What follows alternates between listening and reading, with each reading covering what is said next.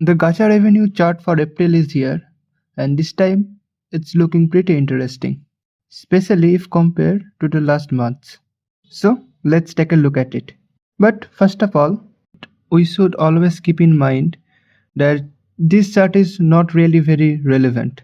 It only takes into consideration the data for mobile and nothing else. That's why whatever number we are seeing here, we should take it with a large grain of salt. But still, as this is the only way which we can use to compare the earning of each game, it's still a pretty interesting thing. At the end of the day, this really does not serve any purpose. So if you are seeing some game that you hate is doing bad or some game you love is doing good, please keep in mind that it is not going to change anything for those games. But for us, the fans of the game, this is the only place where we can get some idea about how the game is doing. So I think this gacha revenue still holds some value for that reason. To be absolutely honest, I don't really care about most of the titles because I play only 3 gacha games, which are Genshin Impact, Zenless Zone Zero, and Wuthering Waves. But still, there are some titles that I have heard about. For example, I have heard a lot of good things about Infinity Nikki, Summoner's War, Cookie Run Kingdom, etc. etc. And from the looks of it, it looks like these games are doing pretty fine. Some have a slight drop, some have a slight increase, but on average, I think these games are doing perfectly fine. Oh, also, I have heard a lot of good thing about Girls Frontline and also Reverse 1999. And also, an online friend of mine told me that Memento Mori is also a very good game. Now, there are some titles that we can associate with the anime counterpart, for example, Uma Musume or Dragon Ball Legends. And another example will be Solo Leveling Arise. And from the looks of it, these games are also doing perfectly fine. Their anime has a very huge fan base, so it makes sense that this game will do good. Because from what I can see, the gacha fans and the anime fans are most of the time the one and the same person. The one thing that does surprise me though is the position of AFK Journey. I think I have seen this game at least at the top 5 sometimes, so it's surprising to see that it has fallen off by this much. So now let's forget about those titles that I don't really have much idea about, and let's look at the big names, the top 10 games. So in number 10 position we have Monster Strike.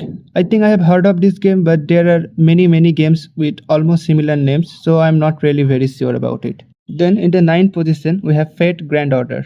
This is an extremely famous game and I think it's also a very old game. It makes sense that this game is doing very well, but I haven't really heard a lot of good things about this game and I think the gacha system of this game is pretty bad. So I don't plan on playing it, but if any of you play it, your game is doing pretty fine. So congrats. Then in the 8th position we have Ark Knight. I've heard a lot about this game and it's good to see it's doing very good. I like the character designs of this game. There are several characters that I really adore, but I don't really plan on playing this game because I really don't have time. I think playing 2 or 3 gacha games is fine, but anything more than that will just be unhealthy. On the 7th position we have Zenless Zone Zero. I absolutely love Zenless Zone Zero and it's good to see that it is doing well. If we open the chart for Zenless Zone Zero, we can see that it is doing decently well in the gacha community. It has a very high peak of 50 mil plus, but overall in average I think Zenless is doing fine and I hope it continues doing so. I really love Zenless, so I feel happy seeing that it is doing fine. But to be honest, I think the devs are doing well, but I don't really want this game to pop up too much so that the devs keep listening, keep taking feedback and continue improving the game. But I am really happy that Zenless is doing very good.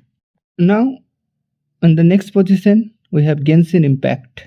And my oh my, Genshin has fallen off a lot. Don't get me wrong, 22 mil is really high number, but for Genshin, it's not really that much. Now I hope with this, Genshin should start listening to their fans more, but I don't think that's gonna happen. But in all seriousness, this is a bit surprising to me. I think Veresa is a very fun character to play, and I thought her banner is going to do well. So actually I'm a little disappointed that her banner did not do well, but still I still love Veresa and her playstyle is really fun.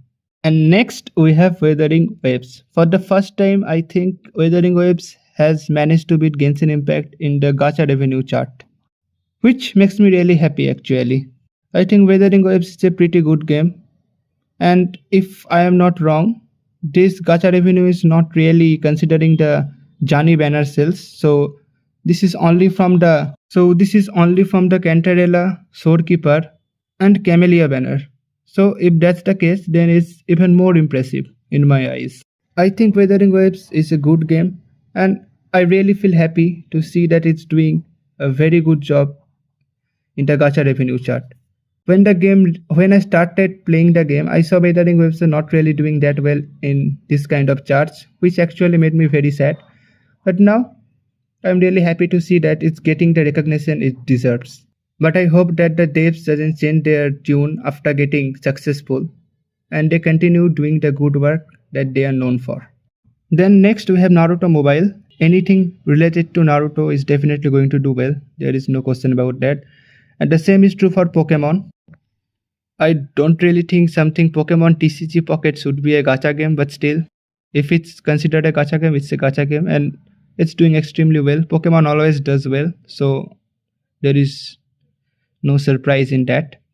Then next we have Love and Deep Space. I don't play this game, but I have seen how these games look and I can understand why this game is doing so freaking well. If I am not wrong, I think this game does well every time, as you can see on the screen. It has a very active fan base and they spend a lot of money in the game. I mean the ladies. So it makes sense that this game is on the second position. But then we have the champion, the winner of this month's Gacha Revenue, which is Honkai Star Rail.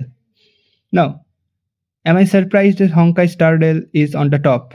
Absolutely not. Honkai Star Rail just had their anniversary where they had a spending event, so it makes sense that they are going to get on the very top. Is this a good thing?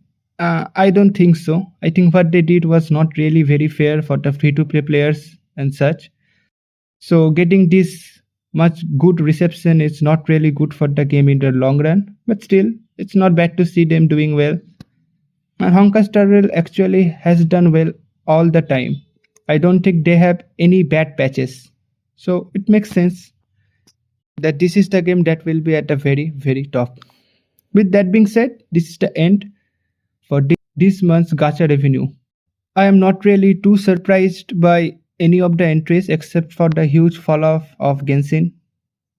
But still, I am pretty satisfied with what I found here. Thanks for watching and let me know what you think in the comment section below. Please don't forget to like and subscribe. Thank you.